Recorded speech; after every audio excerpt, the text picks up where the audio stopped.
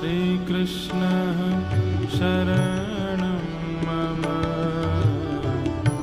श्रीकृष्णः शरणं मम। श्रीकृष्णः शरणं मम। श्रीकृष्णः शरणं मम।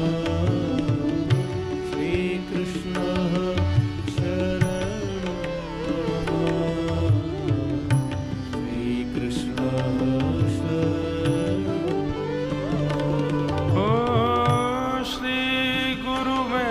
शरणं मम।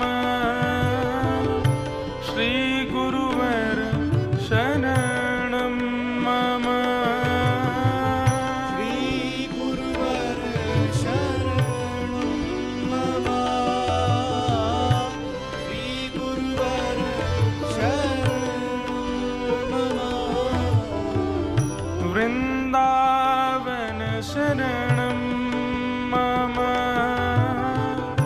वृंदावन शरणं मम।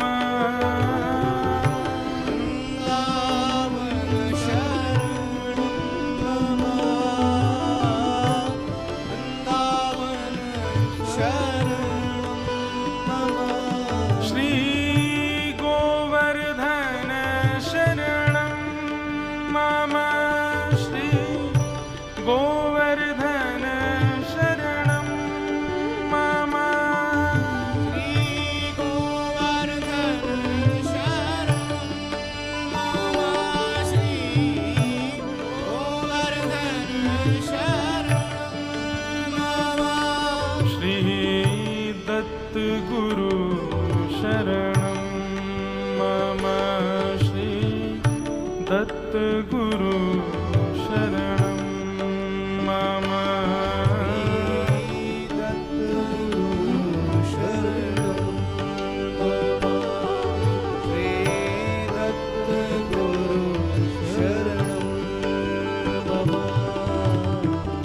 श्रीकृष्णः शरणं मम। श्रीकृष्णः शरणं मम। श्रीकृष्णः शरणं मम। श्रीकृष्णः शरणं मम। श्रीकृष्णः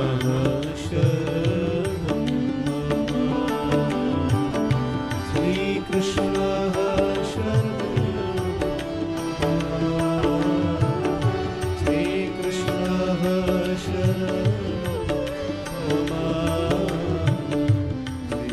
श्रीकृष्णः ओ श्रीकृष्ण शरणं मम। श्रीकृष्ण शरणं मम। श्रीकृष्णः शरणं मम। श्रीकृष्णः शरणं मम।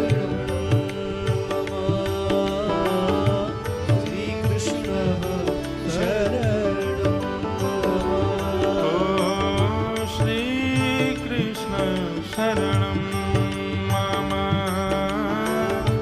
श्रीकृष्ण शरणं मम। श्रीकृष्णः शरणं मम। श्रीकृष्णः शरणं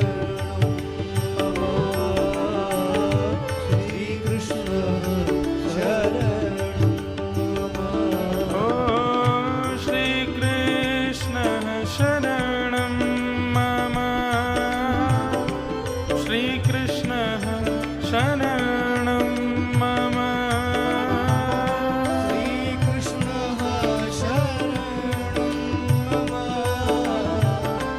श्रीकृष्णः शरणं मम। श्रीकृष्णः शरणं मम। श्रीकृष्णः शरणं मम। श्रीकृष्णः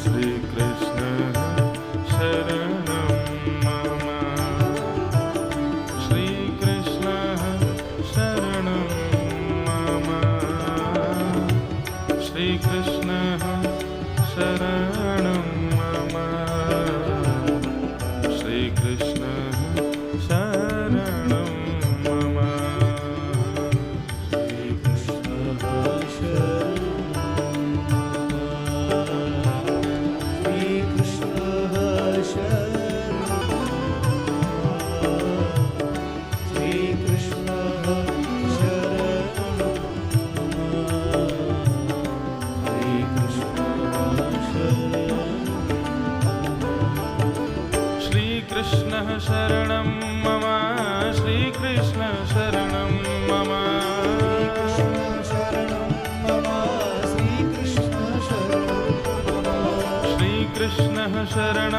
मम श्रीकृष्णः शरणं मम श्रीकृष्णः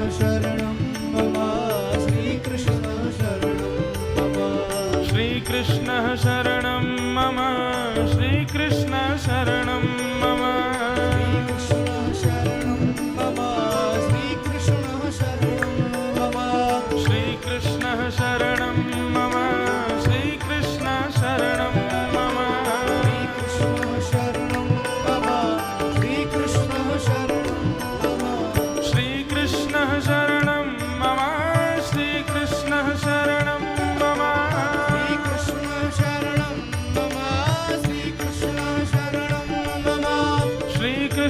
शरणं मम श्रीकृष्णः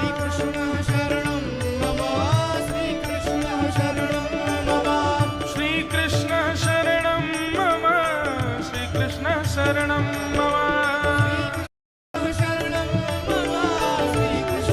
भाव भाव से श्रीकृष्णः शरणं मम श्रीकृष्णः शरणं मम श्रीकृष्णः शरणं मम श्रीकृष्णः शरणं मम श्रीकृष्णः शरणं मम श्रीकृष्णः शरणं मम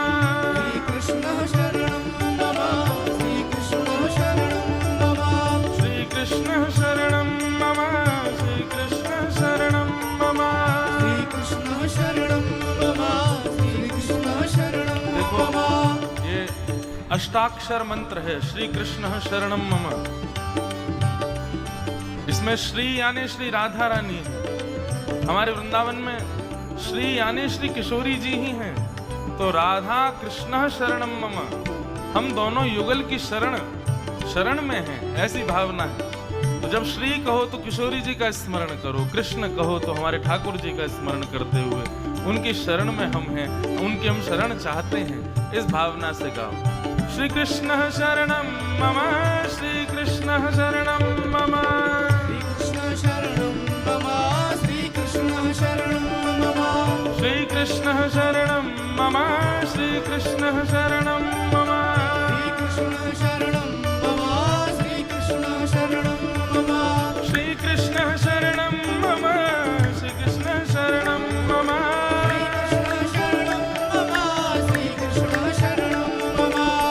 कृष्ण शरणं मम श्री कृष्ण शरणम मम श्री कृष्ण शरणं मम श्री कृष्ण शरणम मम श्री कृष्ण शरणम मम श्री कृष्ण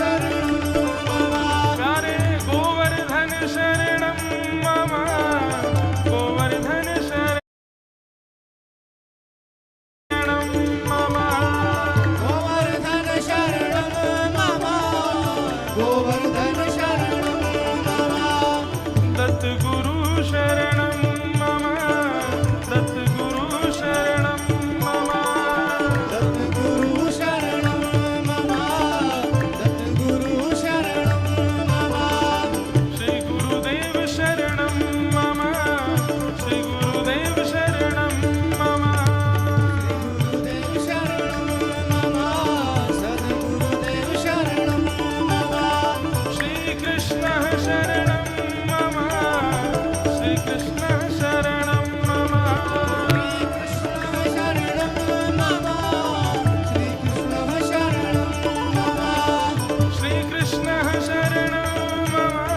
श्री कृष्ण शरणं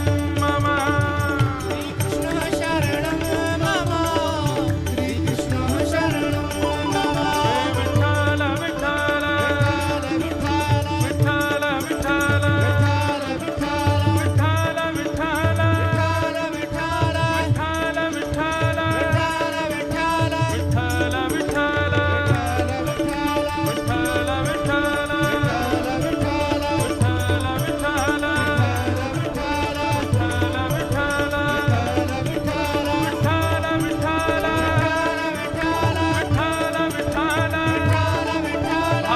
करताल बजाते हुए गाओ।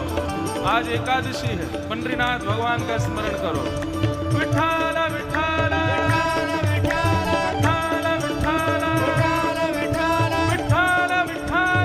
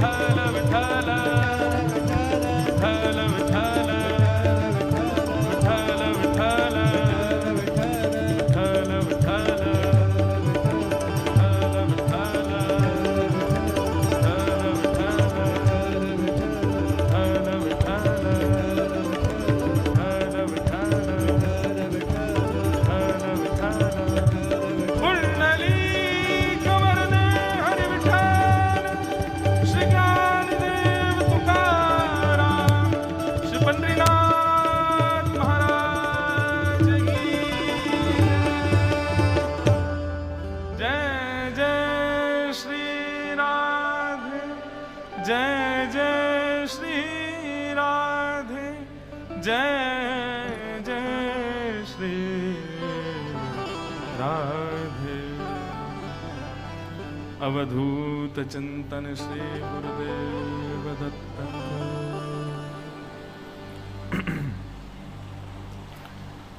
बोलो वृंदावन बिहारी लाल की जय, श्री राधा रमण लाल की जय, श्री राधा वल्लभ लाल की जय, श्रीमद्भागवत महापुराण की जय, सब संतन की सब भक्तन की सब विप्रन की जय। कल्प गुरु श्री दत्तात्रेय भगवान की, श्री गोदावरी मैया की, श्याम सुंदर श्री यमुने महारानी की,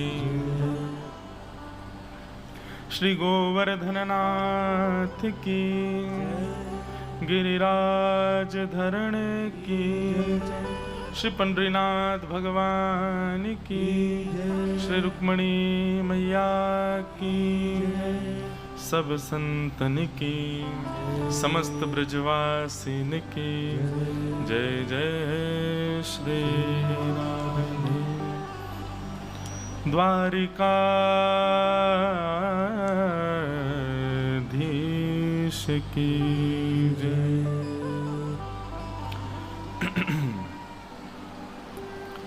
परम मंगल में परात्पर अखिलेश्वर अकारण करुणा वरुणालय भक्तवांछा कल्पतरु तड़ित तुनिंदित पीताम्बरधारी श्री बालकृष्ण लाल की वांग्मयी प्रतिमूर्ति, शब्दमयी प्रतिमूर्ति हम आप सबके मध्य में विराजमान श्रीमद् भागवत महापुराण को बारंबार प्रणाम करते हैं। श्रीदत्त धाम के पावन क्षेत्र में मास पर्यंत चल रही भागवत कथा में व्यास मंच पर विराजमान चारों वेद एवं उन चारों वेदों के पाठक के रूप में अवस्थित गुरुजन श्री राघवेंद्र भट्ट जोशी जी, श्री अभय पाठक जी, श्री दिनकर जोशी जी, श्री कृष्ण शास्त्री पलस्कर जी, चारों गुरुजनों को बारंबार प्रणाम। हमारे पूज्य महाराज जी, जिनकी कृपा से हम आप सब लोग आनंद कर रहे हैं श्री दत्त धाम की पावन भूमि पर, ऐसे परम पूजनीय श्री दत्तदास जी महाराज को बारंबार प्रणाम। श्री पंडरीनाथ भगवान के यश कीर्ति का गान करने वाले एवं जो नित्य ज्ञानेश्वरी सुना करके हम आप सबको आनंदित कर रहे हैं, ऐसे पूज्य श्री मुकुंद काका जी को बारंबार प्रणाम। गंधर्वजन, विप्रवृंद और उपस्थित आप सभी वैष्णव भाई बंधु मातृशक्ति सबको बहुत बहुत जय श्री कृष्ण, जय सिया राम, जय श्रीमन नारायण, हर हर महादेव, दिगंबरा।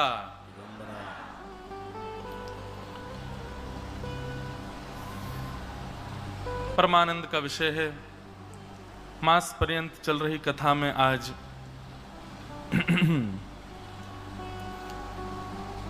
ठाकुर जी की मधुर नौका विहार की लीला होने वाली है और कथा के उपरांत हम आप सब लोग श्री गोदावरी जी के तट पर श्री ठाकुर जी की मगल नौका विहार लीला का दर्शन करेंगे।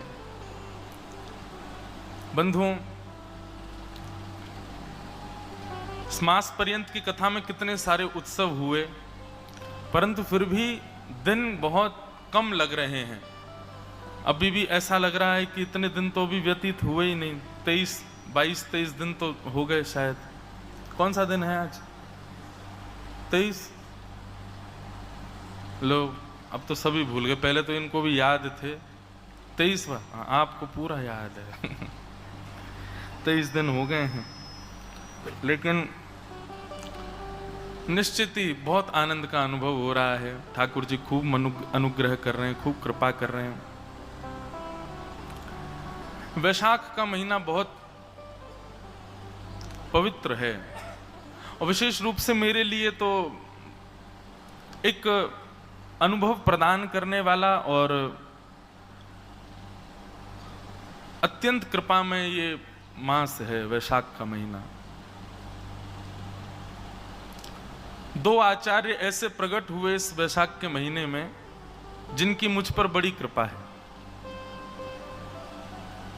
एक तो जिनकी कृपा से जिनके गुरुवंश में मेरी दीक्षा हुई, ऐसे श्री रामानुजाचार्य जी महाराज।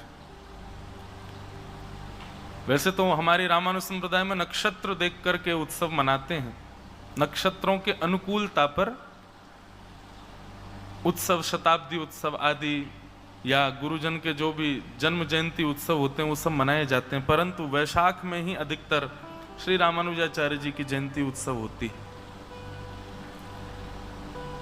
तो जिनके गुरुवंश में यानी कि रामानुज परंपरा में मेरी दीक्षा है, तो ऐसे हमारे आदि गुरु श्री रामानुजाचार्य जी, वो भी इसी वैशाख के माह में प्रादुर्भाव हुआ उनका।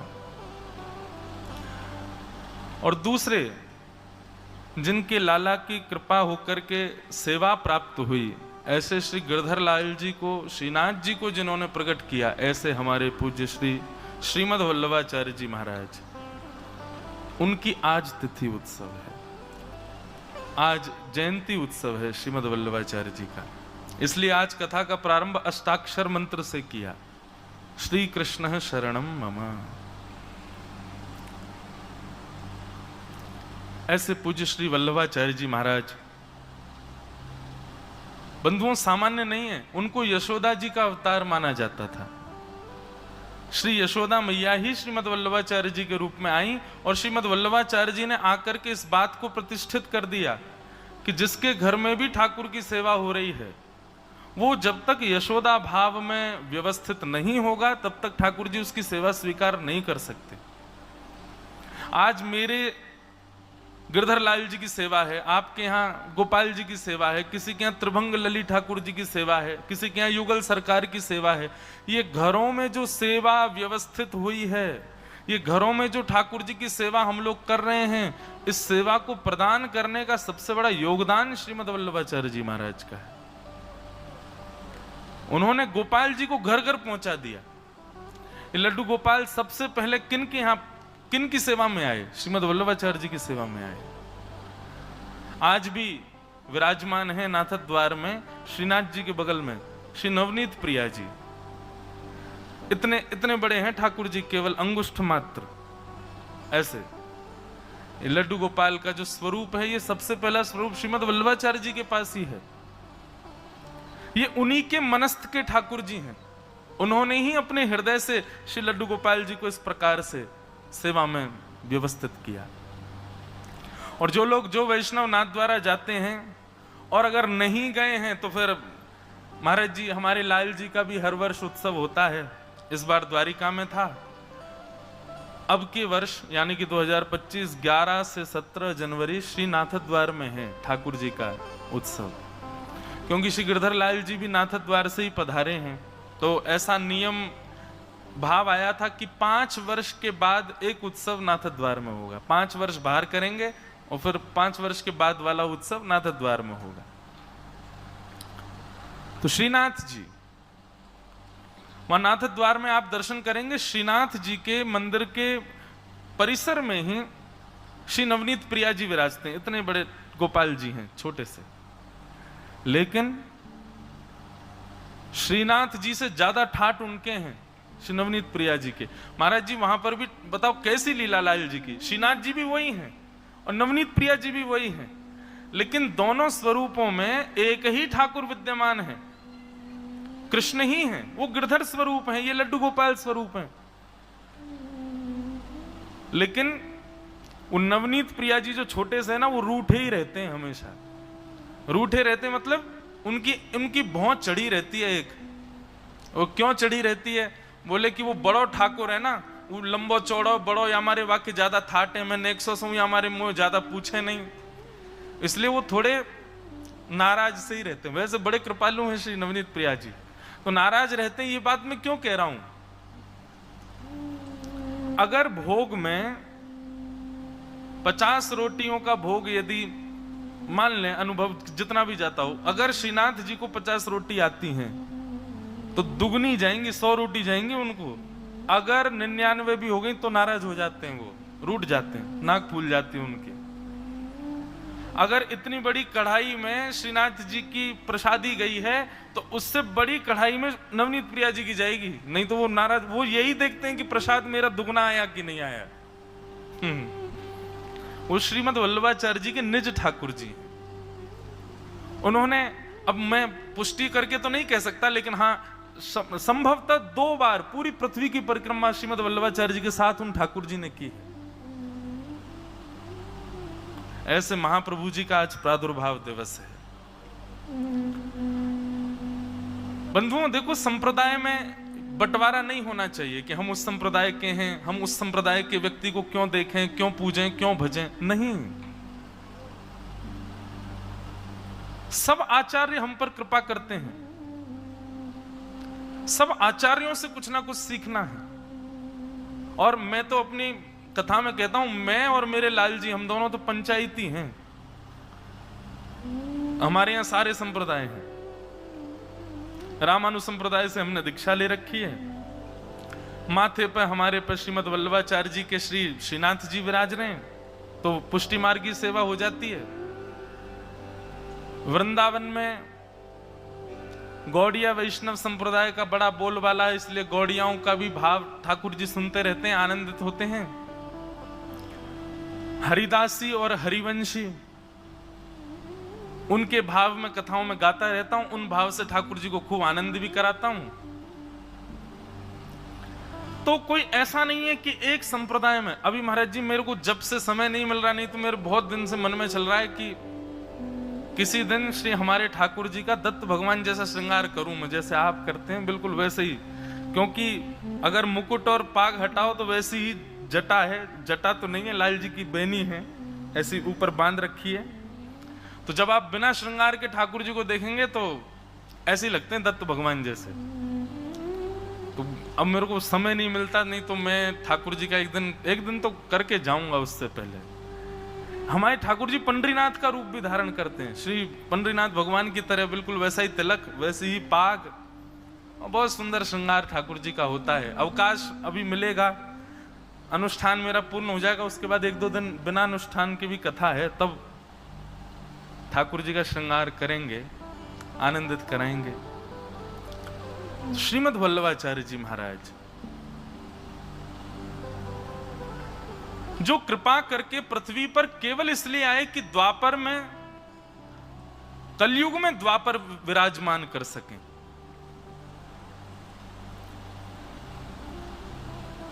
ऐसा वर्णन आता है उनके जीवन चरित्र में कि उनके परिवार की 17 पीढ़ी पहले, श्रीमद् वल्लभाचार्य जी से 17 पीढ़ी पहले परिवार के किसी पूर्वज ने 100 यज्ञ करने का, अश्वमेध थे जाने कौन से कोई यज्ञ थे, 100 यज्ञ करने का संकल्प लिया, परंतु वो 100 यज्ञ पूर्ण नहीं हो पाए। उसके बाद श्रीमद् वल्लभाचार्य जी के पूज्य पिताजी महाराज, उन्होंने उन 100 यज्ञों को पूर्ण किया, अपने पूर्वज की इच्छा को पूर्ण किया। उसके पश्चात घर में प्रकट हुए श्रीमद् वल्लभाचार्य जी महाराज। इतनी सुंदर कथा है महाराज जी। दुनिया व्रत करती है ठाकुर जी को प्राप्त करने के लिए, हमारे श्रीनाथ जी ने व्रत किया श्री वल्लभाचार्य जी की प्राप्ति के लिए। ठाकुर व्रत कर रहे हैं, और आपका मेरा व्रत कैसा है? महीने में 2 एकादशी करते हैं हम लोग, या फिर किसी के अन्य और भी व्रत चलते हों, तो मान लीजिए आप 30 दिन के महीने में 6 दिन या 7 दिन निराहार रहते हो, बिना अन्न के रहते हो। लेकिन हमारे श्रीनाथ जी तो ना जाने कितने वर्षों तक बिना अन्न के केवल दूध पर रहे, पयोव्रती रहे। कथा है सद्दू पाणे की गौशाला की एक गैया रोज गिरिराज जी पर जाती और गिरिराज जी पर जाकर के अपना सवरा दूध निकाल आती। लौट करके आती तो सद्दू पाणे देखता कि भाई गैया को दूध कहां चलो जाए।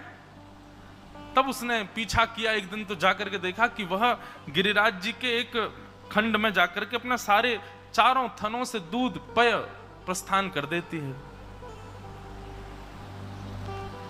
जाकर के देखा तो जो दूध जहां डाल रही थी वो गैया, वहां श्रीनाथ जी की ये भुजा निकली हुई है।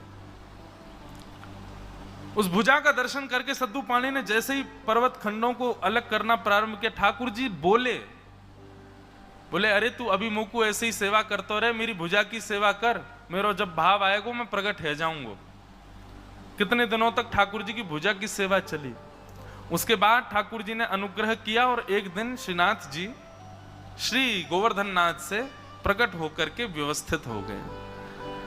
प्रकट हुए, सब ब्रजवासी जो जो वहां थे, सद्दू पाणी आदि परिवार के सब लोग भोग आदि लेकर के गए। ठाकुर जी प्रकट भये। ठाकुर जी ने भोग स्वीकार नहीं किया। क्यों?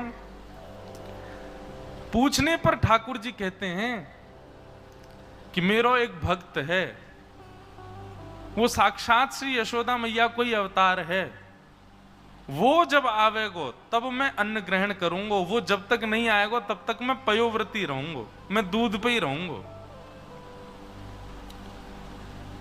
और असंख्य वर्षों तक, जब तक श्रीमद् वल्लभाचार्य जी महाराज गोवर्धन नहीं पधारे, तब तक श्रीनाथ जी पयोव्रती रहे, दूध पर रहते थे।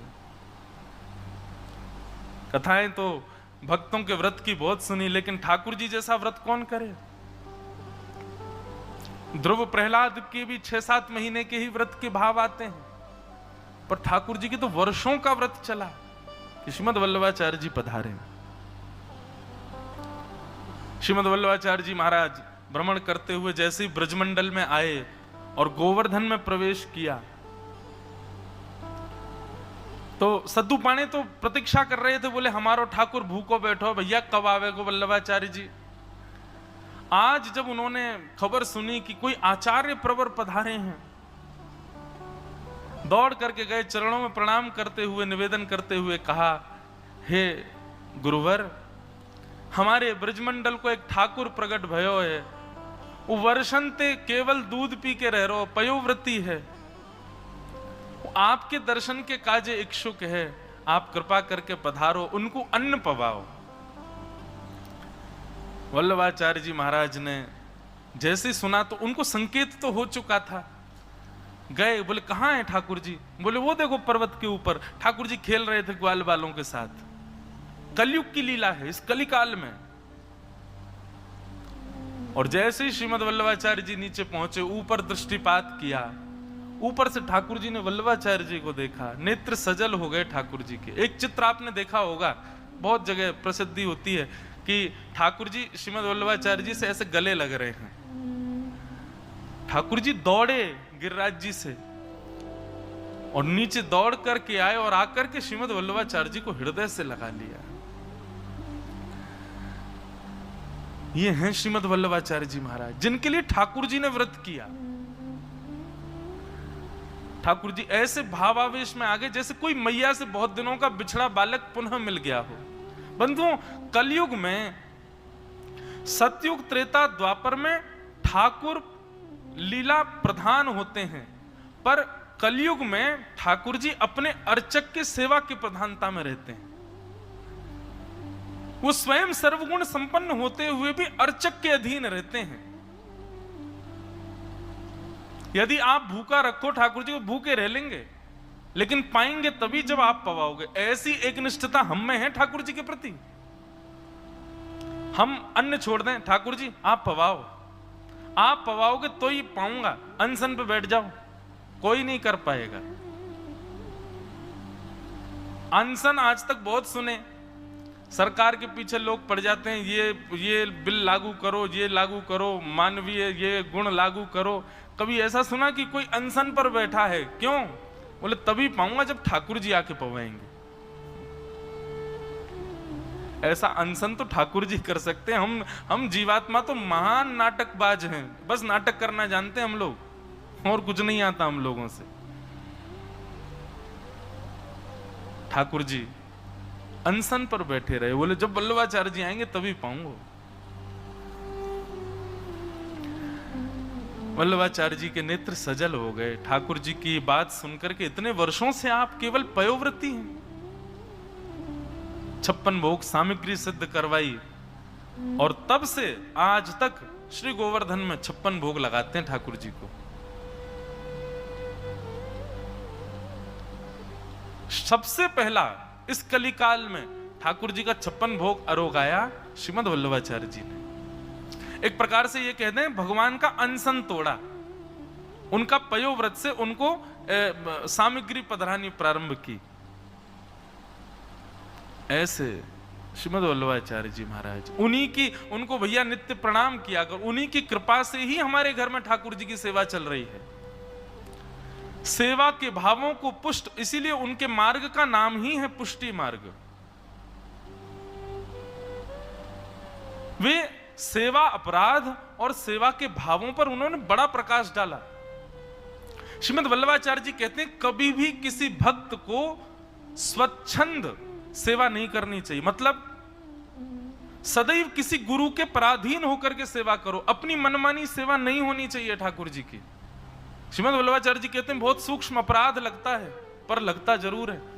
इसलिए किसी आचार्य की सन्निधि में, किसी हमारे ठाकुर जी, हमारे गिरधर लाल जी रोज ऐसे ही नहीं पहन लेते कुछ भी, कोई भी माला, कोई भी पाग, कोई, वो सारी प्रणाली है नाथ द्वार की।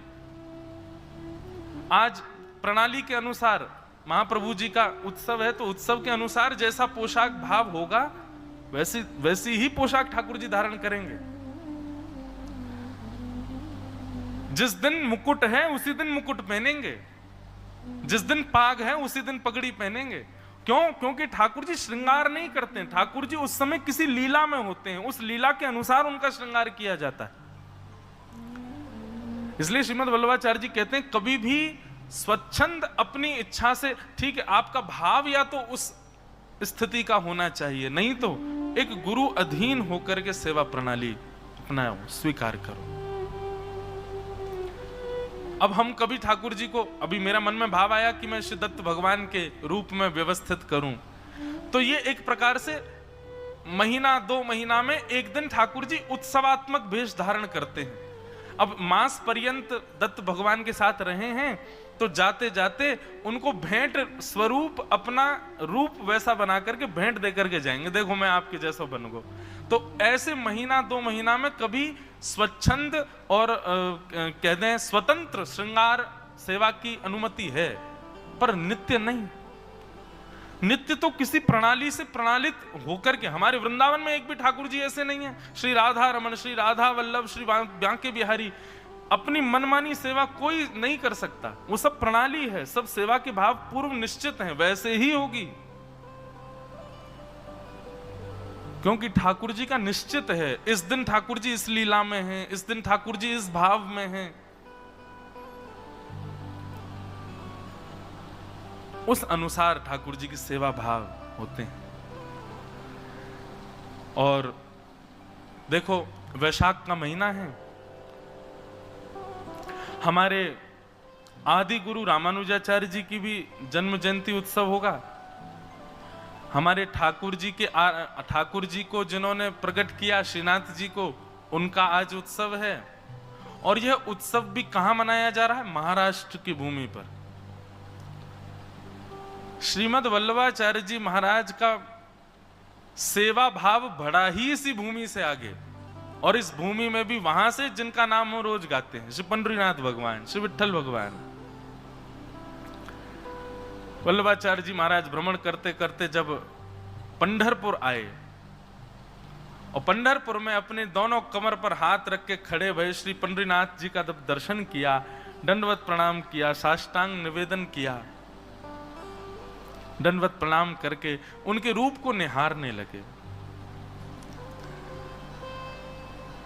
कुछ दिन निवास करने के पश्चात एक दिन श्री ठाकुर जी के चित्त में भाव आया, और उन्होंने महाप्रभु जी को आज्ञा की।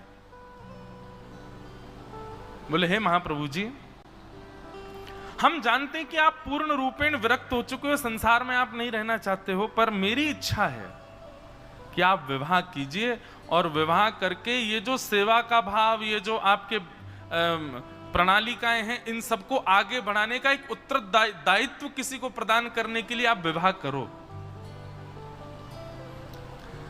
वल्लभाचार्य जी महाराज बोले, नाथ, कहां तो आप निवृत्त होना सिखाते हो, कहां तो आप संसार से विमुख होना सिखाते हो, कहां तो इस संसार में आकर के संसार से निवृत्त होने को ही भक्ति धर्म बताते हो, और कहां जो निवृत्त हो गया है उसी को ही इस संसार में पढ़ने की आज्ञा दे रहे हो। पंडरीनाथ भगवान बहुत अच्छी बात कहते हैं। वो कहते हैं, वल्लभाचार्य जी, जो निवृत्ति का मार्ग स्वीकार कर चुका है, जो निवृत्ति पथ पर आगे बढ़ चुका है, मुझे विश्वास है कि अब वो संसार में नहीं पड़ेगा, तब मैं उसको संसार के भोगों के लिए आज्ञा करता हूं। क्यों? क्योंकि यह भोग सदैव पाप नहीं, कभी कभी इन्हीं भोगों से, इन्हीं संसार की प्रवृत्तियों से भक्ति भी पुष्ट होती है, सेवा भी पुष्ट होती है, गुरु परंपरा भी आगे बढ़ती है। आप निवृत्त हो, आप चित्तवृत्ति से, संसार से बिल्कुल निवृत्त हो, आप संसार में यदि पड़ोगे तो मुझे विश्वास है कि संसार आप पर असर नहीं कर पाएगा। हर चीज से मिलने वाले लाभ और दोष दोनों होते हैं, आप संसार में जाकर के भी वहां से लाभ ही लेंगे। इसलिए मेरी आज्ञा आप स्वीकार करो और आप विवाह कर लो, अपने वंश को आगे बढ़ाओ। देखो कितना अच्छा भाव आ रहा है मन में कि श्रीनाथ जी की सेवा के लिए भी ठाकुर जी ही चिंतित हो रहे हैं, और श्रीनाथ जी प्रकट तो हो गए, अब श्रीनाथ जी की सेवा आगे कैसे बढ़ेगी, उसकी चिंता भी स्वयं विठल भगवान को, अब ठाकुर जी को ही चिंता है कि मेरी सेवा आगे कैसे बढ़े। वल्लभाचार्य जी महाराज बोले, मैं थोड़ा विचार कर लूं। बोले कि भैया, भगवान की बात पे भी कोई विचार करता है? वल्लभाचार्य जी बोले, लेकिन मैं आपसे एक बात कहना चाहता हूं, भगवान आप कह रहे हो मैं विवाह कर लूंगा, पर उसके बदले मुझे एक वरदान और चाहिए। क्या? कि मैं विवाह तो कर लूंगा आपकी आज्ञा से, पर मुझे पुत्र रत्न के रूप में आप ही चाहिए, आप ही मेरे पुत्र के रूप में पधारो। वाह! ठाकुर जी मंद मंद मुस्कुराने लगे, बोले, वाह, ये ऐसा वरदान क्यों मांगा तुमने? तो वल्लभाचार्य जी कहते हैं, बोले देखिए भगवान, पत्नी हो, पुत्र हो, परिवार हो, ये कहीं ना कहीं आसक्ति का केंद्र होते हैं। इनके प्रति कितना भी हम भक्ति भाव में आ जाएं, पर एक सूक्ष्म आसक्ति पत्नी के प्रति, पुत्र के प्रति, परिवार के प्रति रहती ही है। मेरे मन का भाव है कि मैं पुत्र के प्रति आसक्त हूं, तो वह पुत्र भी आप ही बनो, ताकि वह आसक्ति भी आपको ही लगे, आपके प्रति ही जाए, वो किसी सामान्य व्यक्ति के प्रति ना हो। पंडितनाथ भगवान बोले हम इसी भाव से रीझ जाते। बंधुओं देखो, वैष्णव को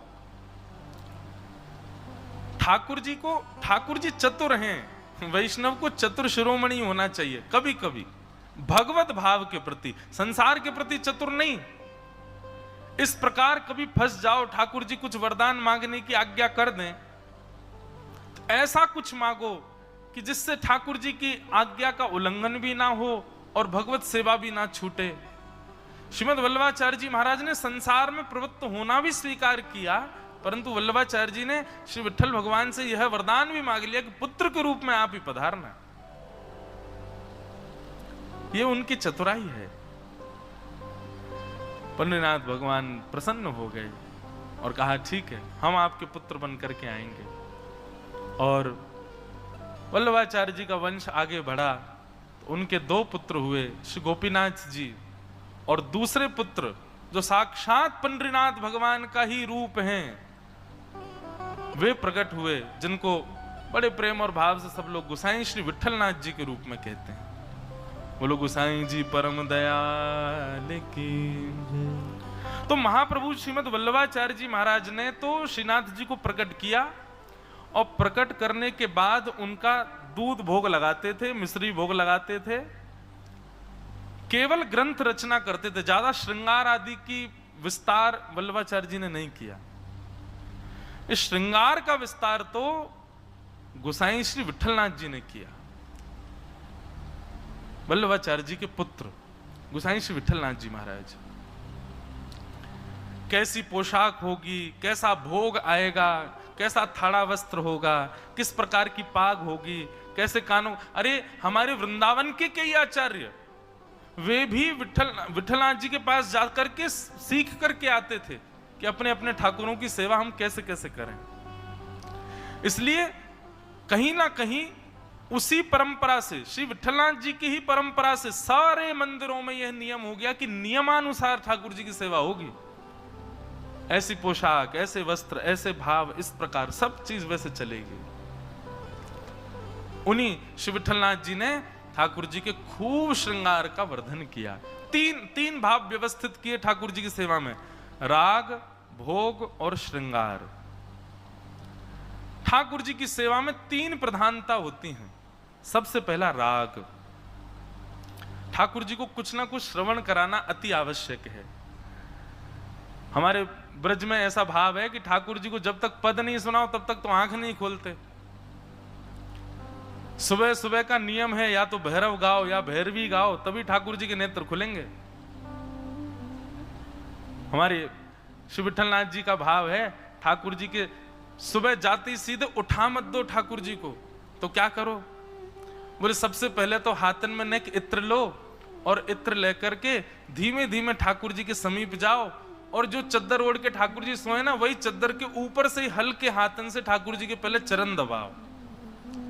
अचानक ठाकुर जी उठ नहीं जाए, नन्हे बालक हैं, कहीं घबरा नहीं जाएं। अच्छा एक बात और, ठाकुर जी की सेवा के प्रति ये भाव मत रखो कि भाई ये तो पर ब्रह्म परमात्मा है, इनके प्रति बाल भाव क्यों रखें।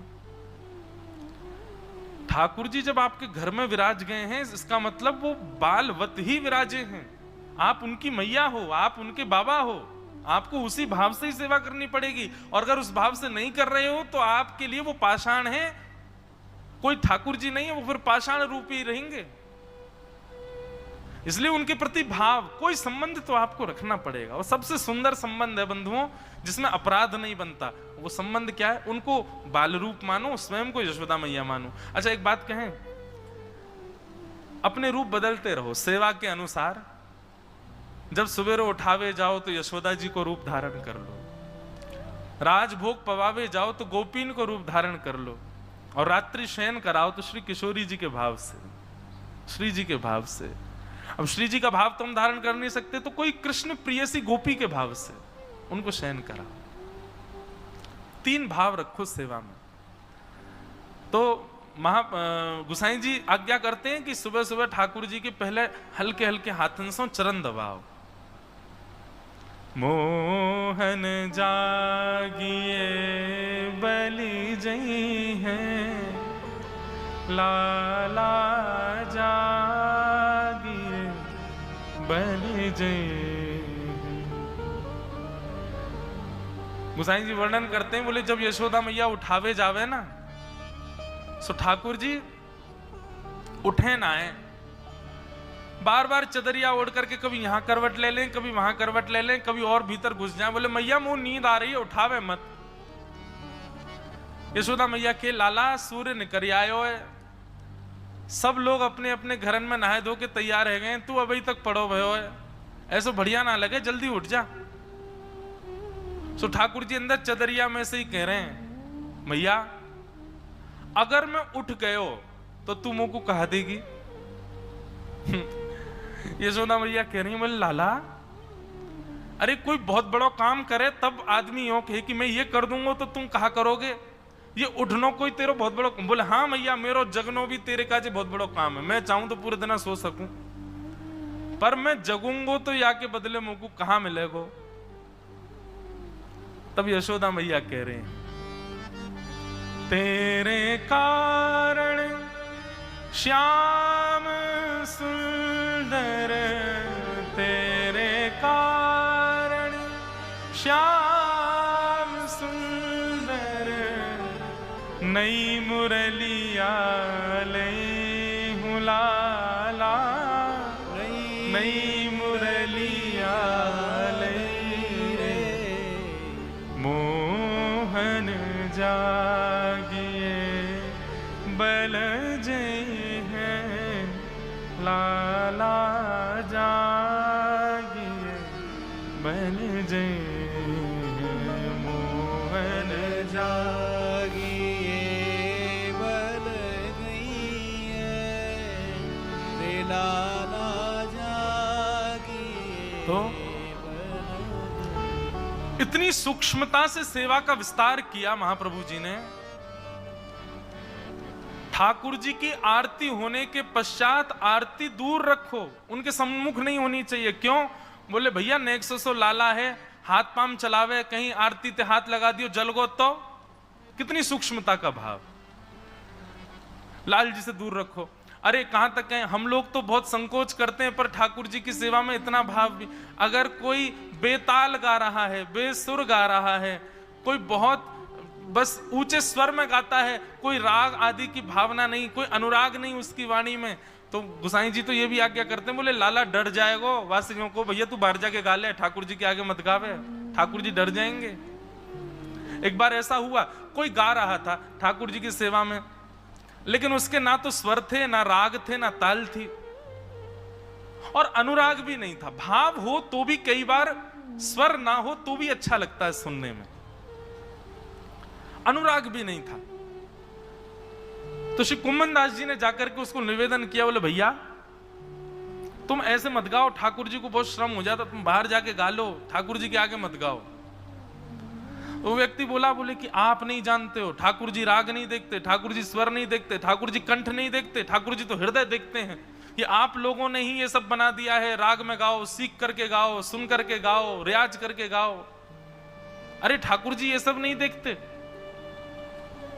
ठाकुर जी तो सबसे रीझते हैं। तो कुम्मन दास जी की वाणी है, कुम्मन दास जी कहते हैं, बोले जिससे मानव नहीं रीझा उससे ठाकुर जी कैसे रीझ जाएंगे। जिसके स्वर से इंसान प्रसन्न नहीं हो रहा, उसके स्वर से ठाकुर जी कैसे प्रसन्न होंगे।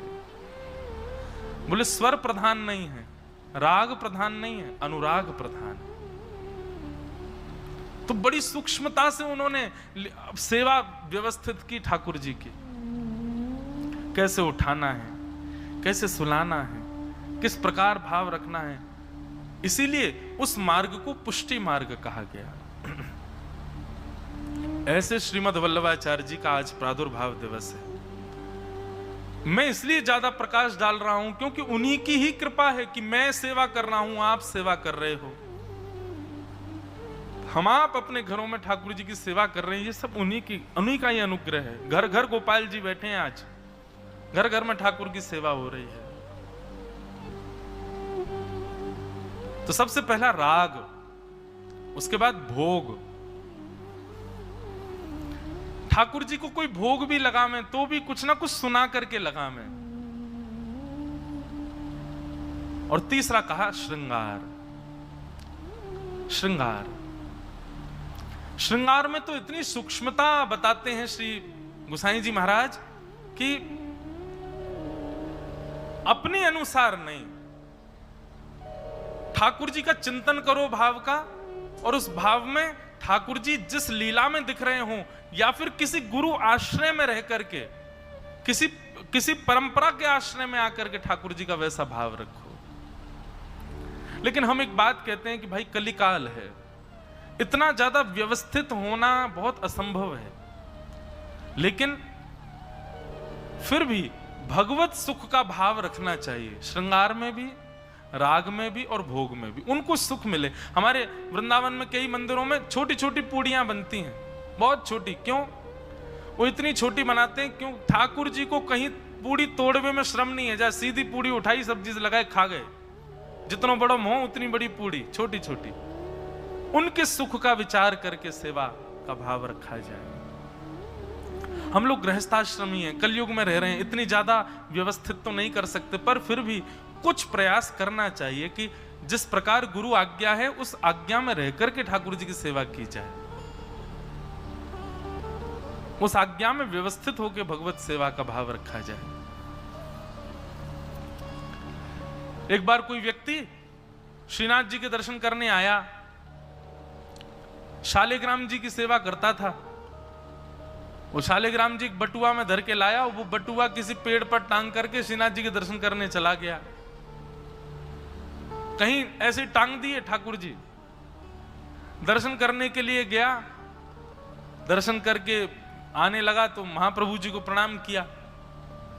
महाप्रभु वल्लभाचार्य जी महाराज ने देखा उसको, अपने आप ही बताने लगा, मैं भी ठाकुर जी की सेवा करता हूं, मैं भी शालिग्राम भगवान की सेवा करता हूं। महाप्रभु जी बोले, अच्छा कहां है तुम्हारे ठाकुर जी? बोले, अभी यहां मंदिर में भीड़ बहुत थी, मैं वो पेड़ पर टांगे आया हूं बटुआ, अभी जाके ले लूंगा। महाप्रभु जी को इतना गुस्सा आया, बोले ठाकुर जी को टांगवे की चीज है? तुमने कहीं टांग दिए ठाकुर जी?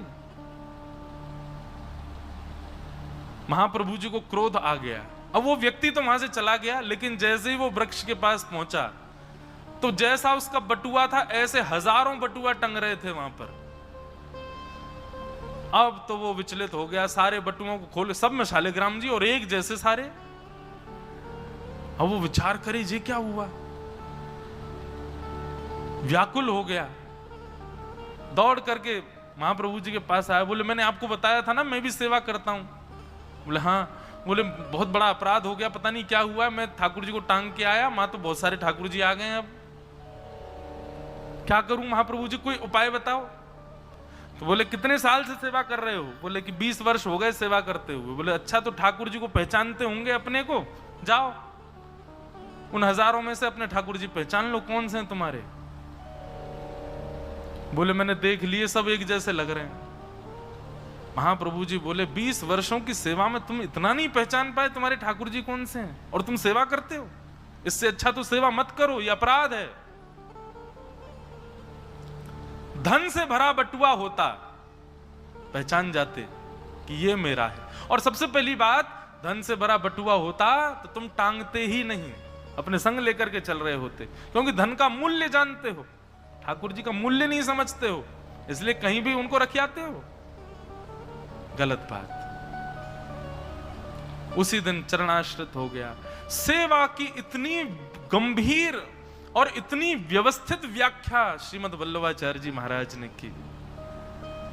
वे स्पष्ट कहते हैं कि भाई यहां जब तप नियम पुण्य किसके लिए? वो भगवत दर्शन। अरे तो ठाकुर जी तुम्हारे नहीं है क्या? ये साक्षात ठाकुर जी हैं, इन्हीं की ही इतनी सेवा कर दो, इनको ही इतना प्रसन्न कर दो कि अपनी जड़वत्ता का त्याग करके यही चैतन्य हो जाएं। कहीं और ठाकुर जी नहीं मिलेंगे, यही तुम्हारे जड़ ठाकुर जी ही चैतन्य हो जाएंगे। अपनी सेवा को व्यवस्थित करो। ऐसे श्रीमद् वल्लभाचार्य जी महाराज जिन्होंने ठाकुर जी के मधुर स्वरूप श्रीनाथ जी को प्रकट करके हम आप सबको आनंदित किया। आज उनका उत्सव है, श्री वल्लभाचार्य जी की जयंती है। उनको हम बारंबार प्रणाम करते हैं, बारंबार वंदन करते हैं और प्रयास किया कीजिए बंधुओं, श्री गुसाई जी के भाव, गुसाई जी यानी श्री विठलनाथ जी और महाप्रभु जी यानी श्री मद वल्लभाचार्य जी महाराज, उनकी प्रणाली का कभी नाथ द्वार जाओ, वहां से सीखो, या किसी आचार्य के अधीन होकर के कुछ कुछ सेवा के भाव हैं वो जो आसानी से सब कर सकते हैं, उनका प्रयास करो। महाराज जी, एक बार मेरी महाराष्ट्र में खाम गांव में कथा हुई, शेगांव के पास। तो वहां जिनके घर में मेरी कथा थी, पुष्टि मार्गीय वैष्णव, ऐसी सेवा मैंने कहीं नहीं देखी आज तक। व्यापारी थे, वैश्य परिवार था। अब पूरा परिवार सुबह 8-9 बजे अपने अपने ऑफिस दफ्तर सब जगह चला जाता है। सेवा कैसे करूं? अपरस के ठाकुर जी श्री गिरधरनाथ जी थे, स्वर्ण के, बड़े सुंदर। अपरस की सेवा बड़ा, उसमें इससे आगे कोई नहीं जाएगा। वहां पर जो भी रहेंगे वो अपरस में रहेंगे, गीले वस्त्र धारण करके रहते हैं, आदि आदि। पूरा परिवार अपरस में रहता था। उनकी सेवा का कैसा नियम था महाराज जी कि 4 बजे सवेरे पूरा परिवार उठ के स्नान ध्यान करके 4:30 बजे ठाकुर जी की सेवा में, 4:30 बजे ठाकुर जी की मंगला आरती के पश्चात ठाकुर जी का मंगला भोग होते होते 5 बज जाते हैं। 5 बजे ठाकुर जी का श्रृंगार, 5:30 बजे ठाकुर जी की श्रृंगार आरती और श्रृंगार भोग। 4:30 बजे मंगला हो गई, मंगला भोग हो गया। 5:30 बजे श्रृंगार भोग हो गया और 6 बजे ठाकुर जी का राजभोग। दोपहर का 12 बजे का जो भोग होता है, ठाकुर जी को 6 बजे राजभोग, और राजभोग करके राजभोग की आरती। और 6:30 बजे ठाकुर जी का उत्थापन भोग, मतलब शाम का भोग। अष्टयाम 8 बार भोग लगता है ठाकुर जी को। अष्टयाम सेवा पूरा परिवार 4.5-5 घंटे में करता था। 4:30 बजे से लेकर के और 7:30 बजे तक ठाकुर जी का मंगला, श्रृंगार, राजभोग, उत्थापन, शयन। 7:30 बजे ठाकुर जी शयन कर गए सुबेरे। यहां दुनिया उठती है 7:30 बजे, उनके ठाकुर जी उठ के खा पी के सो गए। 7:30 बजे शयन में गए। और शयन में कैसे गए?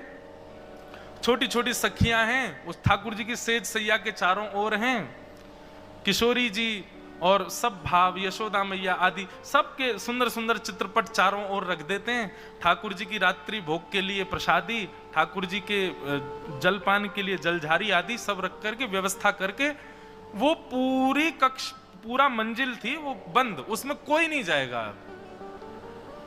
और सब अपना तैयार होकर के, कोई कॉलेज गया, स्कूल गए, ऑफिस गए, सब अपने कामों में लग गए। पूरे दिन की सेवा हो गई ठाकुर जी की। मैंने पूछा, मैंने कहा पूरे दिन ठाकुर जी सोते रहेंगे? बोले नहीं, ठाकुर जी तो अपनी लीला में गए। बोले भगवान पे इतना समय कहां पूरे दिन विराजे? 3-4 घंटे के लिए हमारे यहाँ आए, संपूर्ण सेवा भोग प्रसाद सब स्वीकार करके ठाकुर जी ले गए। अब ठाकुर जी अपनी लीला में हैं, शयन करना चाहें शयन करें, वृंदावन जाना चाहें वृंदावन जाएं, जगन्नाथपुरी जाना चाहें वहां जाएं। ठाकुर जी अपने भाव से अब सीधे कल सवेरे 4:30 बजे उठेंगे। संपूर्ण सेवा, और इसकी आज्ञा आचार्यों ने दी है। यदि बहुत व्यस्त हैं तो आप ऐसी सेवा कर सकते हैं। एक काल में ही कुछ घंटों में ठाकुर जी की संपूर्ण दिवस की सेवा करके उनको विश्राम करा दो। भाव प्राधान्य, नियम प्राधान्य, प्रेम प्राधान्य सेवा व्यवस्थित की महाप्रभु जी वल्लभाचार्य जी महाराज। उनको हम बारंबार प्रणाम करते हैं आज उनके तिथि उत्सव पर। और कितना सुंदर भाव है कि श्रीनाथ जी की सेवा की चिंता भी पंडरीनाथ भगवान को हुई, इसीलिए वल्लभाचार्य जी को गृहस्थाश्रम में भेज दिया। और फिर सेवा की चिंता के बाद सेवा करने भी स्वयं श्री विठलनाथ जी ही पधारे। स्वयं श्री पंडरीनाथ भगवान ही विठलनाथ जी के रूप में आए और आकर के श्रीनाथ जी की सेवा की। आप ही पूजे आप पुजावे, ठाकुर जी स्वयं ही पूजते हैं स्वयं को। कितना मधुर भाव है। श्री वल्लभ विठ्ठल गिरधारी यमुना जी के बलिहारी। वल्लभ विठ्ठल, सब लोग गाओ।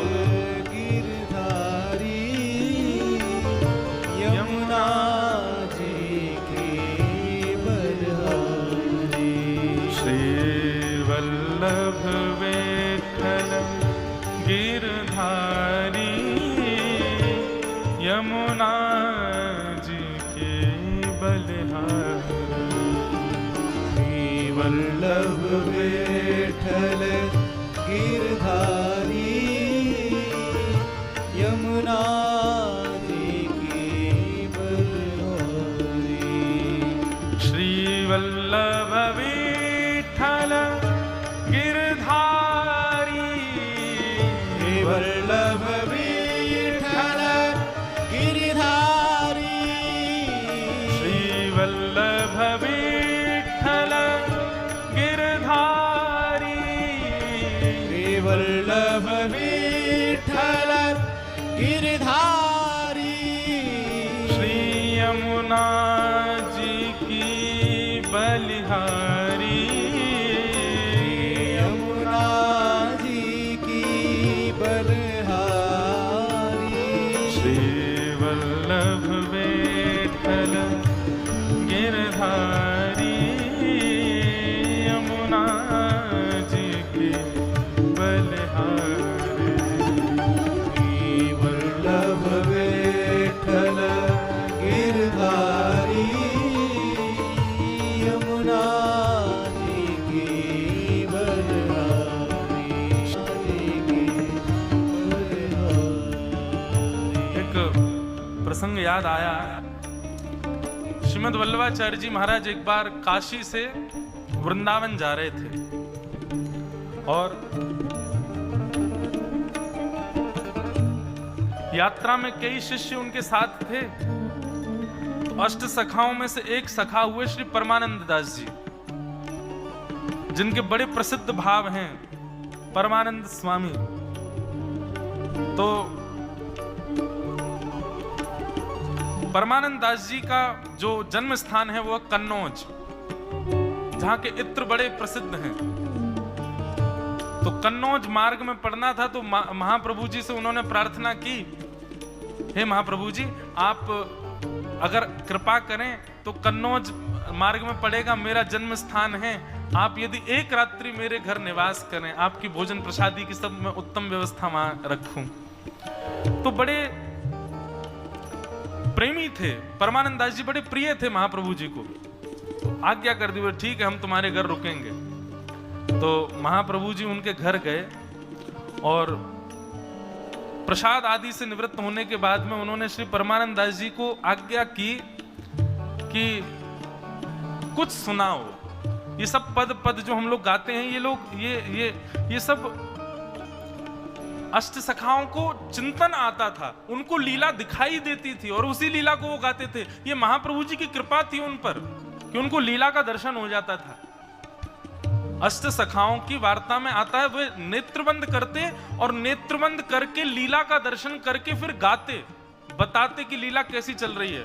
कई जगह तो ऐसा आता है, अब एक ही माखन चोरी लीला को सूरदास जी महाराज ने करीब 50 पदों में वर्णन किया। ऐसे तो कभी कभी भाव आता है, एक ही लीला 50 पद और 50 पदों में अलग अलग भाव। तो वर्णन आता है कि महाप्रभु जी की कृपा से सूरदास जी को दर्शन हो रहा है लीला का, और सूरदास जी जब बोलते थे तो उनके 50 शिष्य बैठ करके उनकी वाणी को लिखते थे, सूरदास जी जो बोलते थे। लेकिन जब 50 शिष्यों की वाणी पढ़ी जाती थी तो 50 शिष्यों की चोरी लीला में, माखन चोरी लीला में अलग अलग भिन्नता आती थी। ऐसी अद्भुतता थी उनकी कृपा, मतलब जितनी लीला ठाकुर जी ने की सबका दर्शन एक बार में ही हो जाता था। तो महाप्रभु जी ने एक बार परमानंद दास जी को आज्ञा की कि कुछ सुनाओ, और परमानंद दास जी ने एक विरह का पद गाया। हरि तेरी लीला की सुध आवे, हरि तेरी लीला की सुध आवे, हरि तेरी लीला की सुध आवे, हरि तेरी लीला की सुध आवे, हरि तेरी लीला की सुध आवे। हे कमल नयन मनमोहन मूर्ति, कमल नयन मनमोहन मूर्ति, मन मन चित्र बनावे, मन मन चित्र बनावे, लीला की सुध आवे, हरि तेरी लीला की सुध आवे, हरि तेरी लीला की सुध आवे, हरि तेरी लीला की सुध आवे। कैसे हो ठाकुर जी? कबहु निविड़ तिमिर आलिंगन, कबहु निविड़ तिमिर आलिंगन। महाप्रभु जी बैठ करके सुन रहे हैं और परमानंद दास जी वर्णन कर रहे हैं इस पद का। बोले ठाकुर जी कैसे हैं? बोले कभी तो इतना प्रेम आ जाता है कि जकड़ करके और हृदय से लगा लेते हैं।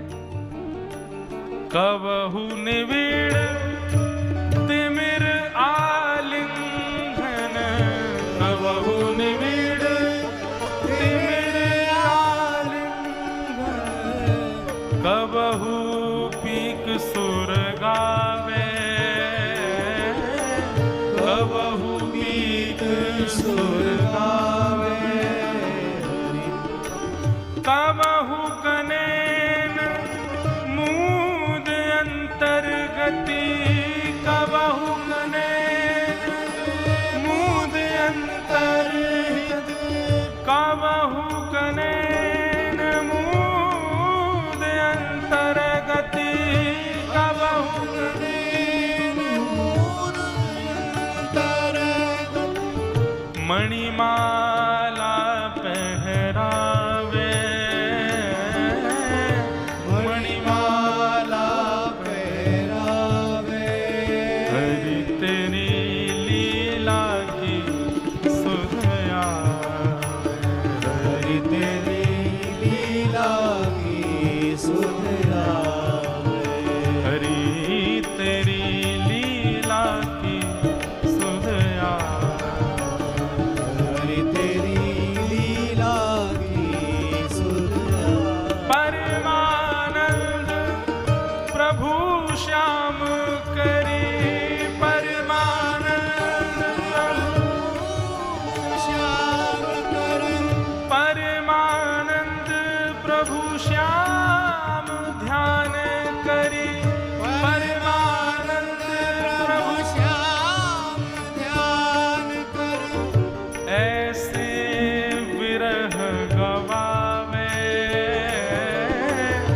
ऐसे विरह गवावे, हाँ ऐसे विरह गवावे,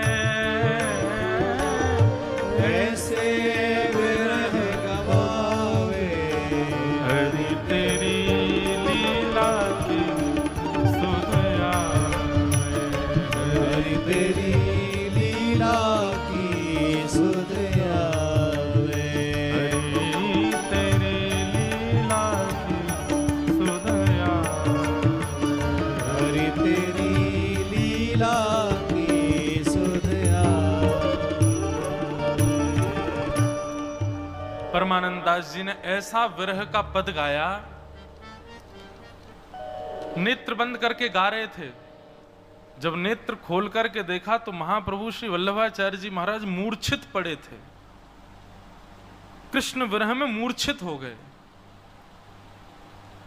और ये मूर्छा महाप्रभु वल्लभाचार्य जी की 3 दिन के बाद टूटी। 3 दिन बाद मूर्छा से निकले और उस दिन परमानंद दास जी ने प्रण लिया कि आज के बाद कभी विरह का पद नहीं गाऊंगा महाप्रभु जी के सामने। ऐसे श्रीमद् वल्लभाचार्य जी महाराज कोई सामान्य नहीं है बंधुओं। ये सब आचार्य, इन सबकी लीलाएं सुना कीजिए, इन सबके भावों को जीवन में लाना, ये हमारे लिए ही ठाकुर जी ने भेजे थे, ताकि इनकी सेवा, इनके भाव, इनकी आज्ञा का हम लोग पालन करें, ताकि हमारे कलिकाल, घोर कलिकाल में हमको ठाकुर जी का अनुग्रह प्राप्त हो। ऐसे आचार्य को हम प्रणाम करते हैं, उनको हम बारंबार वंदन करते हैं, जिनके अनुग्रह से अब मैं तो लीला ऐसे एक के बाद एक आती रहती चित्त में। अब ये लीला ऐसी भाव आ रही, महाराज जी कितना सूक्ष्म छोटा सा भाव है, लेकिन ठाकुर जी कितना प्रेम करते हैं अपने अर्चक से। एक बार नाथ द्वार में कुछ ऐसा हुआ था कि गोसाई श्री विठलनाथ जी को गोवर्धन में ऐसा हुआ, जब गोवर्धन में ठाकुर जी विराजते थे आज से 500 वर्ष पूर्व,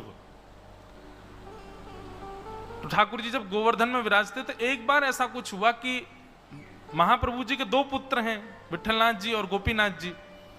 तो गोपीनाथ जी के जो पुत्र हैं उनको सेवा मिले ठाकुर जी की, श्रीनाथ जी की, ऐसा प्रस्ताव रखा गया। और उस प्रस्ताव का ऐसा कुछ नियोजन निकला कि गुसाई जी से सेवा लेकर के उनके पुत्र को दे दी गई। गुसाई जी जिन्होंने ठाकुर जी के श्रृंगार व्यवस्थित किए, गुसाई जी जिन्होंने राग व्यवस्थित किए, गुसाई जी जिन्होंने संपूर्ण सेवा को व्यवस्थित किया, उनको कुछ दिन का विरह, वैसे उस समय तो ऐसा था कि अब गुसाई जी सेवा में आएंगे ही नहीं, अब उनके महाप्रभु जी के बड़े पुत्र के पुत्र ही सेवा में रहेंगे। गुसाई जी बाहर की सेवा संभालें, अंदर ठाकुर जी की निज सेवा नहीं। कुछ कारण रहा, कुछ क्रम था, बड़ी कथा है। तो गुसाई जी को इतना विरह हुआ ठाकुर जी का, जिन श्रीनाथ जी को देखे बगैर एक क्षण नहीं रहते थे, उनसे दूरी हो गई। तो गुसाई जी गोवर्धन में, गिरिराज पर्वत में एक गुफा में जाकर के रोने लगे, वहीं विरह में वहीं रहने लगे। ना किसी से मिलते थे, ना जुलते थे, कुछ नहीं, बस वहीं बैठे बैठे और केवल ठाकुर जी को स्मरण करके रुदन करते रहते थे। याद आता था मैं कैसे जगाता था, मैं कैसे सुलाता। ठाकुर जी को प्रसन्नता होती तो कभी कभी दांत दिखाई दे जाते, ठाकुर जी कभी कभी अपने नेत्र ऊपर कर लेते, कभी पर्दा लगा दे तो बाहर दर्शनार्थी हैं और ठाकुर जी की पर्दा लगते ही ठाकुर जी सहज हो जाते, और सहज होकर कहते मेरे तो हाथ थक गो ने, दवाई दियो। ऐसी लीला ठाकुर जी करते। कभी ठाकुर जी पौड़ जाते, बोले मेरे पाम दबा दे, पूरे दिन खड़े खड़े पाम थक गो मैं तो। ऐसी सब लीलाएं उनको स्मृति में आ रही थी। तो गुसाई जी को स्मृति ठाकुर जी की हो रही थी, तो गुसाई जी की स्मृति ठाकुर जी भी करते थे। तुम्हारा इतना सुंदर भाव कि गोवर्धन नाथ जी को आज भी बीड़ी का भोग लगाया जाता है, और नाथ द्वार में कम से कम 100 बीड़ा पाते हैं ठाकुर जी रोज, पान। तो ठाकुर जी को जब बीड़ा भोग लगता था, और बीड़ा भोग के बाद जब अनोसर होता था, तो ठाकुर जी अपनी ओठ के बगल से निकलने वाली लाल लाल जो पान खावे के बाद वहां की पीक होती, वहां से पत्र लिखते गुसाई जी को, और पत्र में अपनी मतलब कितनी याद कर रहे हैं श्री गुसाई जी की, वह भाव लिख करके गुसाई जी को ठाकुर जी भेजते थे। इसी कलिकाल में इतना प्रेम करते ठाकुर जी। ऐसी सुंदर सेवा, ऐसी सुंदर व्यवस्था जिन्होंने विद्यमान की, ऐसे महाप्रभु श्री वल्लभाचार्य जी महाराज, गुसाई श्री विठलनाथ जी महाराज को बारंबार प्रणाम करते हैं, उनके चरणों में वंदन करते हैं।